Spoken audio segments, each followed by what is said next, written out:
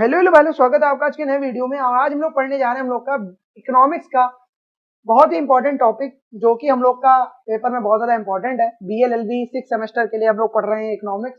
और आज हम लोग पढ़ने जा रहे हैं उद्योग का स्थानीयकरण क्या है। उद्योग का स्थानीयकरण क्या है और भारत में उद्योग स्थानीयकरण के कारण एवं परिणाम बताना। जो भारत है उसमें उद्योग के स्थानीयकरण के कारण एवं परिणाम हम लोग को इसमें बताने हैं। बहुत ज्यादा इजी टॉपिक है, ज्यादा इसमें कोई कठिन टॉपिक नहीं है। इससे पहले हम लोग बिजनेस एनवायरनमेंट के बारे में पढ़ चुके हैं, यानी व्यवसायिक पर्यावरण के बारे में पढ़ चुके हैं इससे पहले वाले टॉपिक में। और आज हम लोग का अगला इंपॉर्टेंट टॉपिक है उद्योग का स्थानीयकरण। उद्योग का स्थानीयकरण जैसे हम लोग इंग्लिश में कहते हैं लोकलाइजेशन ऑफ इंडस्ट्रीज। क्या कहते हैं? Localisation of industries. इसकी भूमिका इंट्रोडक्शन देखेंगे तो देखेंगे कि किसी देश के आर्थिक विकास में, किसी देश के आर्थिक विकास यानी कि इकोनॉमिक ग्रोथ में उद्योगों की भूमिका अत्यंत महत्वपूर्ण होती है। उद्योगों की भूमिका अत्यंत महत्वपूर्ण होती है। उद्योग केवल उत्पादन और रोजगार का स्रोत नहीं है। उद्योग केवल उत्पादन और रोजगार का ही स्रोत नहीं है, बल्कि वे किसी देश की आर्थिक, सामाजिक और भौगोलिक संरचना को भी प्रभावित करता है। क्या कह रहा है कि किसी देश के आर्थिक विकास में, किसी देश के आर्थिक विकास में जो उद्योगों की भूमिका होती है वो अत्यंत क्या होती है? महत्वपूर्ण होती है। उद्योग केवल उत्पादन और रोजगार का ही स्रोत नहीं है। उद्योग केवल क्या नहीं है? उत्पादन और रोजगार का स्रोत ही नहीं है, बल्कि वे किसी देश की आर्थिक, सामाजिक और भौगोलिक संरचना को भी क्या करते हैं? प्रभावित करते हैं। जब कोई विशेष प्रकार का उद्योग किसी विशिष्ट क्षेत्र में केंद्रित हो जाता है, जब कोई विशेष प्रकार का उद्योग, क्या किस प्रकार का उद्योग? विशेष प्रकार का उद्योग किसी विशिष्ट क्षेत्र में केंद्रित हो जाता है यानी सेंट्रलाइज हो जाता है, तो उसे उद्योग का स्थानीयकरण कहा जाता है। तो उसे क्या कहा जाता है? उद्योग का स्थानीयकरण कहा जाता है। क्या कहा जाता है? कि जब कोई विशेष प्रकार का उद्योग किसी विशिष्ट क्षेत्र में केंद्रित हो जाता है, मतलब अगर कपड़ा उद्योग है वो गुजरात में ही केंद्रित होगा, सारे कपड़े गुजरात में ही मिलेंगे, तो उसे क्या कहेंगे? उद्योग का स्थानीयकरण ही कहेंगे। इस उद्योग का स्थानीयकरण ही कहा जाता है कि वो उद्योग वहां पे स्थानीयकृत हो गया, सेंट्रलाइज हो गया। आप कहते हैं किसी चीज का, वो ही होता है। यह प्रक्रिया न केवल आर्थिक कारणों से प्रेरित होती है, यह प्रक्रिया न केवल आर्थिक कारणों से प्रेरित होती है, बल्कि इसमें सामाजिक, पर्यावरणीय और विधिक कारक भी क्या करते हैं? भूमिका निभाते हैं। केवल इसी से नहीं प्रेरित होती है कि यह अफेक्टेड होती है खाली इकोनॉमिक्स फैक्टर से, इसमें सोशलाइज फैक्टर भी होते हैं, सोशल फैक्टर भी होते हैं, एनवायरमेंटल फैक्टर्स भी होते हैं और विधिक कारक की भूमिका भी ये क्या करते हैं? निभाते हैं। ठीक है, अब हम लोग आगे पढ़ेंगे उद्योग के स्थानीयकरण का आखिर अर्थ क्या है, मीनिंग क्या है लोकलाइजेशन ऑफ इंडस्ट्रीज का। उद्योग के स्थानीयकरण का अर्थ, मीनिंग ऑफ लोकलाइजेशन। ठीक है, तो शुरू करते हैं स्थानीयकरण से तात्पर्य। स्थानीयकरण का क्या तात्पर्य है? स्थानीयकरण का तात्पर्य है उद्योगों का एक निश्चित स्थान पर विकास और केंद्रित होना। उद्योगों का एक निश्चित स्थान पर क्या होना? विकास होना और केंद्रित होना ही क्या होता है? स्थानीयकरण का तात्पर्य है। अर्थात जब एक ही प्रकार के अनेक उद्योग किसी एक क्षेत्र में एकत्रित हो जाते हैं, जब एक ही प्रकार के कई सारे बिजनेस यानी उद्योग किसी एक क्षेत्र में क्या हो जाते हैं? एकत्रित हो जाते हैं, तो उस प्रक्रिया को स्थानीयकरण कहा जाता है। तो उस प्रक्रिया को क्या कहा जाता है? स्थानीयकरण कहा जाता है, लोकलाइजेशन कहा जाता है। ठीक है, यह स्थिति तब उत्पन्न होती है जब उस क्षेत्र में कच्चा माल, ऊर्जा, श्रमिक, परिवहन, जल बाजार आदि सुविधाएं आसानी से उपलब्ध होती है। यह स्थिति तभी उत्पन्न होती है कि जब उस क्षेत्र में क्या होता है? कच्चा माल हो गया, ऊर्जा हो गया, श्रमिक हो गई, परिवहन हो गया, जल हो गया, बाजार हो गया, आदि जो सुविधाएं हैं वो क्या होती हैं? आसानी से उपलब्ध होती हैं, जिससे उद्योगों के लिए वहां कार्य करना सरल और लाभदायक हो जाता है। जिससे क्या होता है? उद्योगों के लिए, जो उद्योग होते हैं यानी जितने भी बिजनेसेस होते हैं, उनके लिए वहां क्या करना हो जाता है? सरल हो जाता है, कार्य करना वहां सरल हो जाता है और लाभदायक हो जाता है, प्रॉफिटेबल हो जाता है। अब इसके प्रमुख उदाहरण देखते हैं, यानी कि मेजर एग्जाम्पल क्या है इसके, अगर इंडिया में देखे जाए। जैसे जमशेदपुर झारखंड आप जाओगे तो वहां लौह और इस्पात का उद्योग है। अगर आपको लोहा और इस्पात जितने भी स्टील से मैटर जो भी आपको करना है, तो आपको झारखंड में ही इसका हब मिलेगा, जमशेदपुर में ही मिलेगा। सूरत में क्या है? गुजरात में तो मैं आपको बता रहा था वस्त्र और हीरा उद्योग सबसे ज्यादा फेमस है। सूरत यानी गुजरात में सबसे ज्यादा है कपड़ों का और हीरे का उद्योग। लुधियाना या पंजाब जाओगे तो हौजरी और बुनाई का उद्योग वहां बहुत ज्यादा है। ठीक है, कानपुर उत्तर प्रदेश में चमड़ा और वस्त्र उद्योग बहुत बड़ा है। बेंगलुरु कर्नाटक में सूचना प्रौद्योगिकी आईटी सेक्टर जो होते हैं, आईटी फैक्टर्स, आईटी उद्योग वो बहुत ज्यादा है। और मुंबई या महाराष्ट्र में फिल्म और वस्त्र उद्योग भी बहुत ज्यादा पाए जाते हैं। तो ये क्या है, मेजर एग्जांपल है इंडिया में किसके, उद्योगों के यानी स्थानीयकरण के, किसी भी बिजनेस के। इन क्षेत्रों में विशेष उद्योग का विकास इस बात को दर्शाता है कि कैसे स्थानीयकरण व्यवहारिक रूप में कार्य करता है, और इन क्षेत्रों में जो विशेष उद्योग है उनका विकास क्या दर्शाता है, इस बात को दर्शाता है कि कैसे स्थानीयकरण व्यावहारिक रूप में कार्य करता है। अब भारत में उद्योग के स्थानीयकरण के कारण क्या है, भारत में जो उद्योग के स्थानीयकरण के क्या कारण है, causes of localisation, causes of localisation. तो कच्चे माल की उपलब्धता, कच्चे माल की उपलब्धता देखेंगे तो किसी उद्योग के लिए कच्चा माल सबसे आवश्यक तत्व होता है। अगर किसी उद्योग के लिए देखें तो जो कच्चा माल होता है वो सबसे आवश्यक तत्व होता है। जब किसी स्थान पर आवश्यक कच्चा माल प्रचुर मात्रा में उपलब्ध होता है, जब किसी स्थान पर जो कच्चा माल होता है वो प्रचुर मात्रा में या अच्छी खासी मात्रा में उपलब्ध होता है, तो उद्योग वहां स्वाभाविक रूप से विकसित हो जाते हैं, या स्वाभाविक रूप से वो विकसित होता है वहां पे उद्योग। उदाहरण के लिए देखेंगे तो जमशेदपुर में लौह अयस्क की उपलब्धता यानी टाटा स्टील बहुत ज्यादा प्रचुर मात्रा में पाई जाती है। ठीक है। ऊर्जा स्रोतों की निकटता, तो ऊर्जा स्रोतों की निकटता भी बहुत ज्यादा एक कारण है बहुत बड़ा लोकलाइजेशन का। जैसे कि भारी उद्योगों की, यानी कि भारी उद्योगों को बड़ी मात्रा में ऊर्जा की आवश्यकता होती है। भारी उद्योग जो होते हैं, भारी भारी जो बिजनेसेस होते हैं, उन्हें बड़ी मात्रा में बड़े लेवल पर ऊर्जा यानी कि एनर्जी की नीड होती है, आवश्यकता होती है। जैसे कि बिजली हो गई, कोयला हो गया, पन बिजली हो गई आदि, इन सब की क्या होती है, उसमें उन्हें क्या होती है, आवश्यकता होती है। ठीक है। उपलब्धता वाले क्षेत्र देखें, यानी उपलब्धता वाले क्षेत्र उद्योगों को आकर्षित करते हैं। उपलब्धता वाले, जहाँ पे इन सबकी उपलब्धता वाले हैं वो क्षेत्र इन सबको क्या करते हैं, उद्योगों को आकर्षित करते हैं। जैसे देखेंगे तो भिलाई इस्पात संयंत्र कोयले के पास होता है, जो भिलाई इस्पात संयंत्र है वो कोयले के पास होता है। जल की उपलब्धता देखेंगे तो जल अनेक उद्योगों जैसे वस्त्र, कागज, रसायन आदि में आवश्यक होता है। जल बहुत सारे उद्योगों में, जैसे कि वस्त्र हो गया, कागज हो गया, रसायन हो गया, इन सब में क्या होता है, बहुत ज्यादा आवश्यक होता है। तो नदियों के किनारे या झीलों के पास ऐसे उद्योग क्या होते हैं, विकसित होते हैं। ठीक है। परिवहन सुविधा देखते हैं, यानी कि परिवहन सुविधा क्या होती है, तो जहां रेल, सड़क, बंदरगाह की बेहतर व्यवस्था होती है, जहां रेल, सड़क और जो बंदरगाह यानी पोर्ट होगा उनकी क्या होती है, बेहतर व्यवस्था होती है, वहां कच्चा माल लाना और तैयार माल को बाजार तक पहुंचाना आसान होता है। तो वहां कच्चा माल लाना और तैयार माल को बाजार तक पहुंचाना क्या होता है, आसान होता है। जैसे मुंबई और चेन्नई जैसे बंदरगाहों पर आधारित उद्योग, जैसे मुंबई और जो चेन्नई जैसे बंदरगाह हैं, उन पर जो आधारित उद्योग होते हैं वो परिवहन सुविधा के बहुत अच्छे उदाहरण हैं।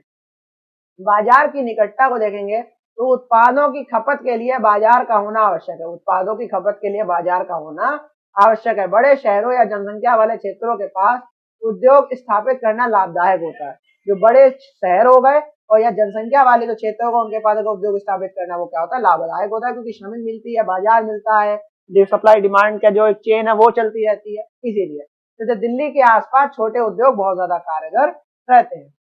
प्रशिक्षित श्रमिकों की उपलब्धता, प्रशिक्षित श्रमिकों की उपलब्धता देखेंगे तो जैसे कि देखें तो यदि किसी क्षेत्र में कुशल श्रमिकों की संख्या अधिक है, यदि कोई ऐसा क्षेत्र है जहाँ पे कुशल श्रमिक है उनकी संख्या बहुत ज्यादा है, अधिक है, तो उस क्षेत्र में उद्योग जल्दी फलता फूलता है। तो उस क्षेत्र में जो उद्योग है वो बहुत जल्दी फलता फूलता है। जैसे बेंगलोर में आईटी सेक्टर, जैसे बेंगलोर में आईटी सेक्टर बहुत ज्यादा फलते फूलते रहते हैं। ठीक है, आपको समझ में आ गया होगा। सरकारी नीति व प्रोत्साहन देखेंगे तो सरकार कुछ क्षेत्रों को औद्योगिक केंद्र घोषित कर देती है। तो सरकार क्या करती है, कुछ क्षेत्रों को औद्योगिक केंद्र घोषित कर देती है, दिल्ली हो गया, बॉम्बे हो गया, और टैक्स छूट दे देती है, भूमि दे देती है, बिजली आदि पर छूट दे देती है, उसमें सहायता भी देती है, जिससे उद्योग वहां स्थापित अधिक से अधिक होते रहते हैं। परंपरा और संस्कृति, कुछ उद्योग परंपरागत रूप से विशेष क्षेत्रों में विकसित होते हैं। कुछ उद्योग ऐसे होते हैं जो परंपरागत रूप से विशेष क्षेत्रों में क्या होते हैं, विकसित होते हैं। जैसे बनारस में बनारसी साड़ियों का उद्योग, जैसे बनारस में जो बनारसी साड़ियों का उद्योग है वो बहुत ज्यादा क्या है, तो बहुत ज्यादा विकसित है एक अच्छे लेवल पे। और भारत में उद्योग स्थानीयकरण के परिणाम देखें, यानी कॉन्सिक्वेंसेस क्या है, भारत में उद्योग स्थानीयकरण के परिणाम क्या है वो देखते हैं। तो क्या परिणाम है, सकारात्मक परिणाम पहले देखेंगे, यानी पॉजिटिव इफेक्ट्स क्या है, पॉजिटिव इफेक्ट क्या है। तो तेज औद्योगिक विकास हुआ है सबसे ज्यादा। संसाधनों और सुविधाओं के केंद्रीकरण से उद्योग तीव्र गति से बढ़ते हैं। संसाधनों और सुविधाओं के केंद्रीकरण या सेंट्रलाइजेशन से जो उद्योग होते हैं वो तीव्र गति से बढ़ते हैं। रोजगार के अवसर देखेंगे तो स्थानीयकरण से विभिन्न प्रकार की नौकरियां उत्पन्न होती हैं। तो स्थानीयकरण या लोकलाइजेशन से जो विभिन्न प्रकार की नौकरियां होती हैं वो उत्पन्न होती हैं, जैसे श्रमिक, तकनीशियन, प्रबंधक आदि। ये सब क्या होते हैं, रोजगार के अवसरों में बहुत ज्यादा कारगर रहते हैं। सहायक उद्योगों का विकास देखेंगे तो मुख्य उद्योग के साथ साथ अन्य उद्योग जैसे पैकिंग, ट्रांसपोर्ट, मरम्मत आदि भी विकसित होते हैं। सहायक उद्योगों का विकास होता है जैसे मुख्य उद्योग के साथ साथ अन्य उद्योग भी बन जाते हैं, जैसे पैकिंग का मैटर हो गया, ट्रांसपोर्ट में उन्हें भी मिल गया, हम लोग को सबको मतलब क्या होता है एम्प्लॉयमेंट मिल गई, उन्हें भी रोजगार मिल गया, मरम्मत वालों को रोजगार मिल गया आदि भी क्या होते हैं। अगर जब बड़े उद्योग लगते हैं तो छोटे उद्योग ऑटोमेटिक विकसित होते हैं, उन्हें विकास मिलता है, उन्हें पुश एक मिलता ही है। शहरीकरण देखेंगे तो उद्योगों के साथ जनसंख्या बढ़ती है, उद्योगों के साथ जनसंख्या बढ़ती है और शहरी क्षेत्रों का क्या होता है, विस्तार होता है, जैसे स्कूल, अस्पताल, बैंक आदि सेवाएं आती हैं। तकनीकी विकास देखेंगे तो प्रतिस्पर्धा के कारण नवाचार और तकनीकी प्रगति होती है, और कंपटीशन के कारण क्या होता है, जाहिर सी बात है इनोवेशन और टेक्नोलॉजी की क्या होती है, प्रगति होती है, और क्या होती है, डिमांड भी बहुत ज्यादा बढ़ती है। अब हम नेगेटिव इफेक्ट्स को देखेंगे, नेगेटिव इफेक्ट्स कितने ज्यादा पड़ते हैं इसमें, तो ना पर्यावरण प्रदूषण देखेंगे तो अधिक उद्योगों के कारण जलवायु और ध्वनि प्रदूषण बढ़ता है। अधिक उद्योगों के कारण क्या होता है, जल, वायु और ध्वनि प्रदूषण वो क्या होता है, बहुत ज्यादा बढ़ता है। जैसे गंगा नदी का औद्योगिक प्रदूषण से गंगा नदी का औद्योगिक प्रदूषण। असंतुलित क्षेत्रीय विकास, एक ही क्षेत्र में विकास होने से अन्य क्षेत्रों में पिछड़ापन रहता है। एक ही क्षेत्र में विकास होने से तो क्या होता है, अन्य क्षेत्रों में क्या होता है, पिछड़ापन रहता है। इससे क्षेत्रीय विषमता उत्पन्न होती है। इससे क्षेत्रीय विषमता क्या होती है, उत्पन्न होती है।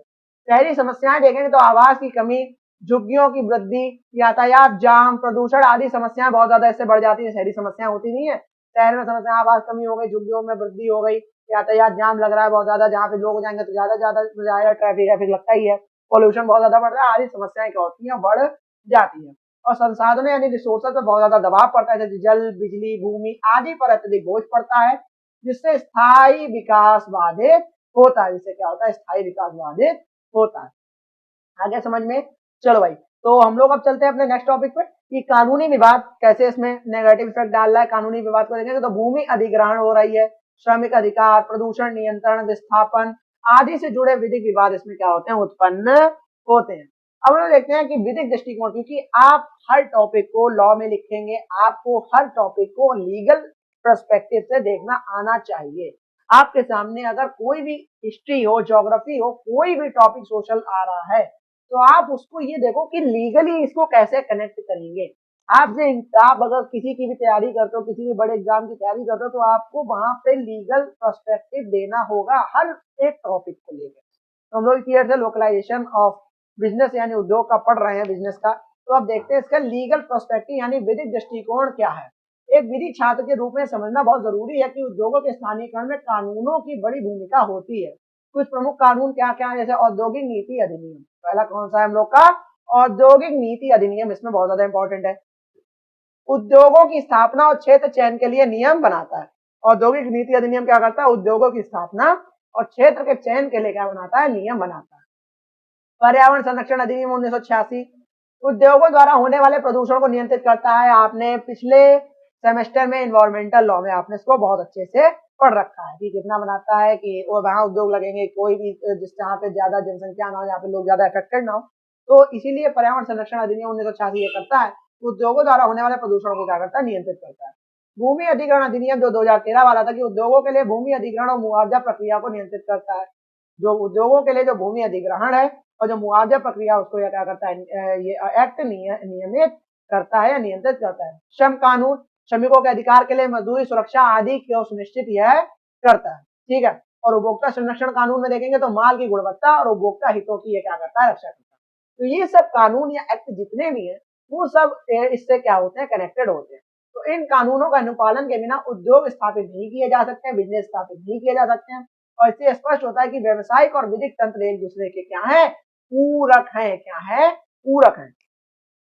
अब हम लोग इसके नीचे आते हैं, कि निष्कर्ष आखिरी में क्या करा है, कि कंक्लूजन आखिरी में क्या करा है, कि इस पूरे जो आपने इतना बड़ा पढ़ा है जो टॉपिक उद्योगों का स्थानीयकरण, उसको एक लाइन में अगर हम लोग निष्कर्ष कंक्लूड करना चाहें तो कैसे करेंगे। तो उद्योग का स्थानीयकरण एक स्वाभाविक आर्थिक प्रक्रिया है। क्या है, एक स्वाभाविक आर्थिक प्रक्रिया है जो संसाधनों की उपस्थिति और व्यवसायिक हितों पर आधारित होती है।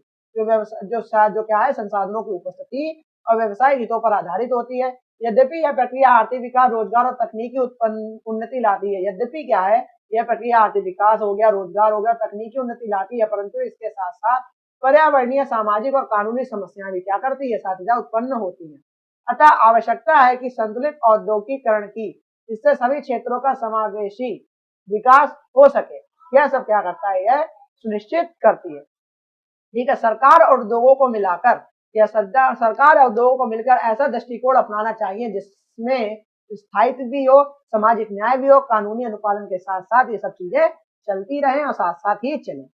ठीक है, अब हम लोगों ने इस साल से क्या शुरू करा है कि हम लोग हर क्वेश्चन के बाद एक रिवीजन चार्ट रखते हैं, रिवीजन नोट्स रखते हैं, जिससे अगर आप पेपर से एक दिन पहले आपने इस पूरे आप वीडियो को देखेंगे, इस वीडियो को देखने के बाद आप उस रिवीजन चार्ट को एक आप स्क्रीनशॉट लेके रख लेंगे, तो आप पेपर से 1 घंटे पहले या 2 घंटे पहले आप क्या करोगे, तो उस रिवीजन चार्ट को आप देखोगे और आसानी से आप लिख लोगे जाके।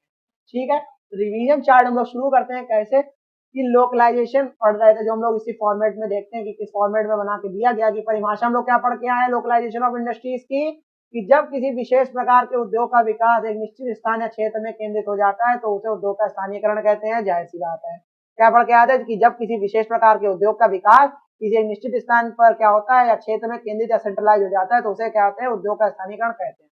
उदाहरण के रूप में क्या देखा था कि जमशेदपुर में इस्पात उद्योग है, मुंबई में कपड़ा उद्योग है, सूरत में हीरा उद्योग है, बेंगलुरु में आईटी उद्योग है, लुधियाना में हौजरी उद्योग है। ठीक है, चलो भाई क्या देखेंगे उसके बाद, स्थानीयकरण के कारण क्या क्या थे, क्या क्या पढ़ के आए हम लोग, कारण देख लो, विवरण देख लो उसका।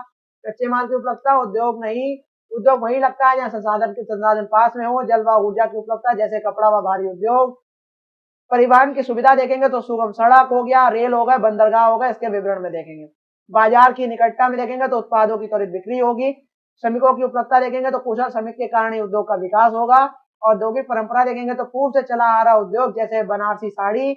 और सरकारी प्रोत्साहन देखेंगे, टैक्स छूट मिलती है, सेक्स पर छूट मिलती है, और योजनाएं भी आदि मिलती हैं। और बेहतर बुनियादी ढांचा मिलता है कि बिजली, संचार, सड़क आदि की इसमें क्या मिलती है, सुविधा मिलती है। ठीक है, अब हम लोग चलते हैं आगे कि क्या कह रहा है, इसके सकारात्मक परिणाम हम लोग कॉन्सिक्वेंसेस क्या पढ़ के आए थे। सकारात्मक परिणाम को देखो, प्रभाव और विवरण। औद्योगिक विकास में उत्पादन निवेश बढ़ता है, रोजगार वृद्धि होती है तो लोगों को रोजगार मिलता है। सहायक उद्योग का विकास होगा, जैसे पैकिंग और ट्रांसपोर्ट भी साथ साथ बढ़ते हैं। नवाचार और तकनीकी देखेंगे तो प्रतिस्पर्धा के कारण बढ़ते हैं। और शहरीकरण देखेंगे तो शहरों के विकास तेज होता है।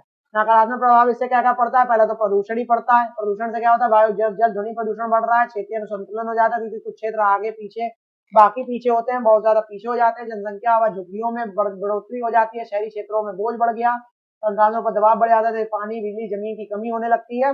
और भूमि विवाद और कानूनी झंझट बहुत बढ़ जाता है, जब विस्थापन, मुआवजा आदि के मामले बहुत ज्यादा त्वरित हो जाते हैं, बढ़ जाते हैं। लीगल पर्सपेक्टिव क्या देख के आए हम लोग, क्या देख के आए थे कि सरकारी औद्योगिक नीति, पर्यावरणीय कानून, भूमि अधिग्रहण कानून के जरिए स्थानीयकरण को नियंत्रित करती है। और ESZ, जिसे इको सेंसिटिव जोन्स कहते हैं, SEZ या स्पेशल इकोनॉमिक जोन्स का निर्माण भी कानूनी प्रक्रिया ही है। ठीक है, और इसमें निष्कर्ष क्या निकल रहा है, निष्कर्ष निकल रहा है कि स्थानीयकरण से औद्योगिक क्षेत्र में विकास तो होता है, परंतु इससे सामाजिक, पर्यावरणीय और विधिक जटिलताएं नहीं उत्पन्न होती है। क्या बोल रहा है कि स्थानीयकरण से औद्योगिक क्षेत्र में विकास तो हो रहा है, परंतु इससे सामाजिक और पर्यावरणीय और विधिक क्षेत्र में क्या होती है, जटिलताएं उत्पन्न होती है। अतः संतुलित विकास और विकेंद्रीकरण की नीति अपनाई जानी चाहिए। ठीक है, यहाँ पे हम लोग का ये पूरा चैप्टर या टॉपिक खत्म हो गया। आपको समझ में आ गया होगा कि क्या ये टॉपिक था, क्या हम लोगों ने पढ़ा और कैसे हम लोगों ने जाना। और ऐसे ही हम लोग यहाँ पे वीडियोस आते रहेंगे, क्योंकि वीडियोस तो बहुत जरूरी हैं। अगर आपको समझ में आ गया होगा तो आपको बहुत अच्छे से, आप वीडियो को 1-2 बार रिपीट करो, आपको बहुत अच्छे समझ में आ जाएगा। और ऐसे ही वीडियोस आते रहेंगे, ध्यान रखिएगा, ऐसे ही वीडियोस आते रहेंगे। तब तक के लिए जय हिंद, जय भारत।